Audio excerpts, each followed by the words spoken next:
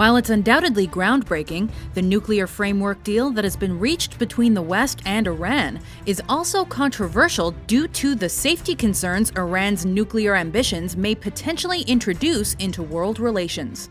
Welcome to WatchMojo.News, the weekly series where we break down news stories that might be on your radar. In this installment, we're counting down 10 crucial facts you should know about the Iran nuclear framework deal. Number 10. How did Iran come to be? Iran, known officially as the Islamic Republic of Iran and culturally as Persia, is one of the world's oldest civilizations, as it can trace its foundations back to 3800 to 3200 BC. Home to over 78 million people, Iran has the second largest population in the Middle East after Egypt. Furthermore, its population comprises multiple ethnic and religious groups, with Farsi being the official language and Shia Islam the official religion. As of 2015, Iran has been under a distinctive political system dating back to its 1979 constitution known as an Islamic Republic, which blends religion and democracy, with its religious supreme leader having a sizable authority on political decisions. Number 9. What is Iran's position in the world? Iran has the Middle East's second largest economy, with an estimated GDP of $366 billion between 2013 and 14. Geographically, the country holds a unique position in the Middle East, as its location is of importance within Eurasia and Western Asia, as well as to the Strait of Hormuz, an historically significant choke point that is the only sea passage between the Persian Gulf and the open ocean. Politically, Iran has had incredibly hostile and strained relations with many countries, notably the United States, Israel, and close neighbor Saudi Arabia. Ever since the late 70s, Iran has been accused by the West of sponsoring terrorist activities abroad and trying to extend its influence. As such, the specter of a nuclear-armed Iran does little to reassure Western governments. Number 8. How are relations between the U.S. and Iran? The tenuous relationship between the Western superpower and the Middle East's nuclear energy powerhouse can be traced back to 1953, when the United States CIA aided the United Kingdom in overthrowing Mohammad Mossadegh, the first democratically elected prime minister of Iran. Mossadegh had been in the process of nationalizing Iran's oil production, as the country was one of the world's major producers of the resource at the time, but only received 15% of the profits, while the UK received the remainder. Prior to this, the relationship between both countries was relatively free of strife or threat. But since the 1950s, when the Shah began his regime, Iran has never forgiven the intervention of the United States. Following the 1979 Iranian Revolution, the Shah fled the country to the U.S. When the U.S. refused to return him to the country, Iranian students stormed the American embassy in Tehran and took 52 diplomats hostage. Though none of the hostages was harmed, that incident left a bitter taste in America's mouth, as they believed Iran violated the principle of international law, which grants diplomats immunity. Tensions between the two countries were further exasperated when, in 1988, a commercial Iranian Airbus was shot down by the USS Vincennes, killing all 290 passengers and crew members. The United States never formally apologized to Iran, although a settlement was reached in 1996 that saw the U.S. pay a $61.8 million settlement to the families of the deceased. The previous year, the United States had placed a trade embargo on Iran, and ever since, there's been an uneasy truce between the two nations, as both have access to nuclear energy. Number 7. What is the current government of Iran? The government of Iran has 4 main office holders who control various sections. The 2 that hold the strongest positions are the Supreme Leader and the President. The Supreme Leader is the most powerful position within the government, as it appoints those in charge of powerful departments, such as the commander of the military forces. Following the Iranian Revolution and the death of Ruhollah Khomeini, the Assembly of Experts elected Ali Khamenei as Iran's Supreme Leader in June 1989. This Shia cleric has allegedly publicly opposed nuclear weapons on account of Islam in the form of a fatwa, though its existence is debated. The president is the second most powerful position and is elected by the people of Iran. Hassan Rouhani assumed the office of the president in August 2013, following a landslide victory when he garnered support from both those in favor of policy reform and religious Iranians. Named by Time magazine as one of the world's most influential people, Rouhani is seen by many as a moderate politician. Since taking office, he has worked on improving many issues, including women's rights, building the economy, removing internet censorship, and strained foreign relations. Number 6. What is the nuclear program of Iran?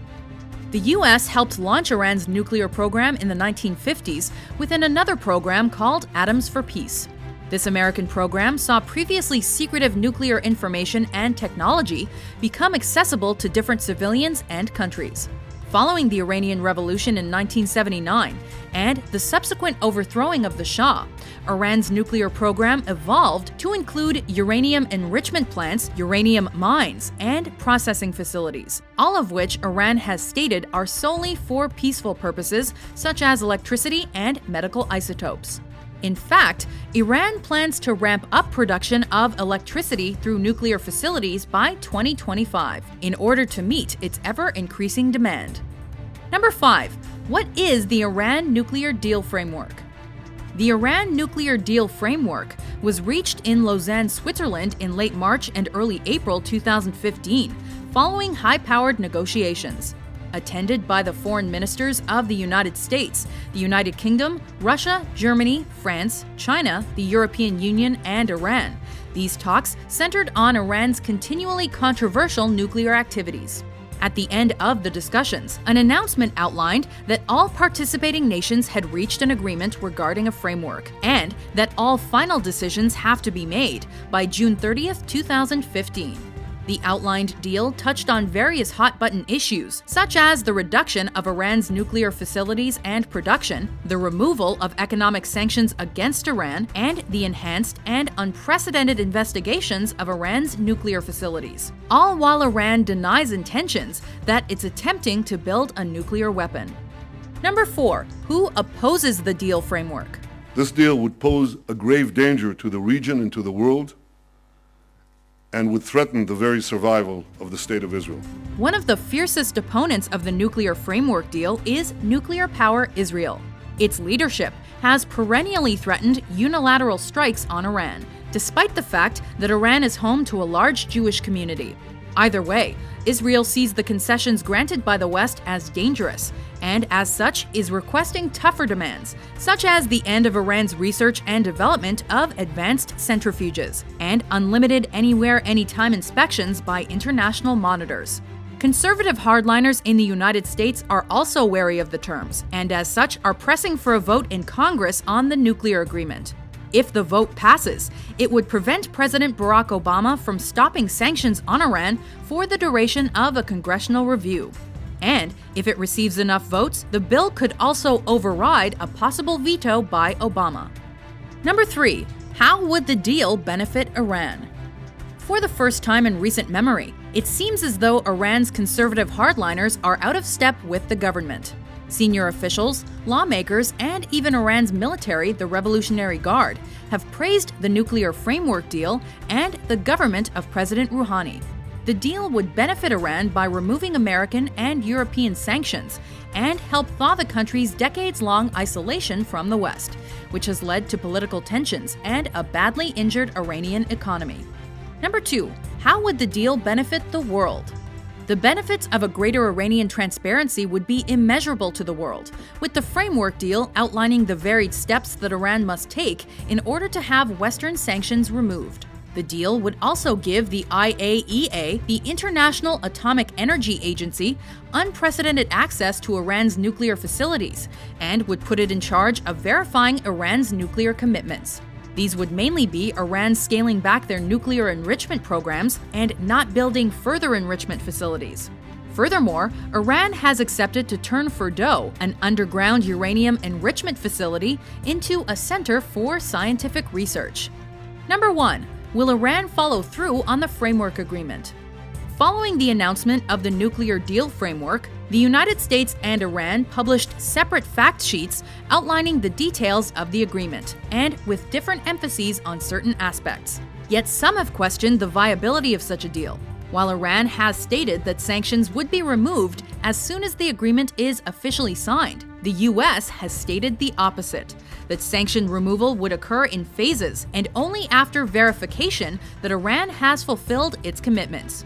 Nevertheless, this landmark framework agreement has been touted by President Obama as a, quote, once-in-a-lifetime opportunity and to garner added security in the Middle East.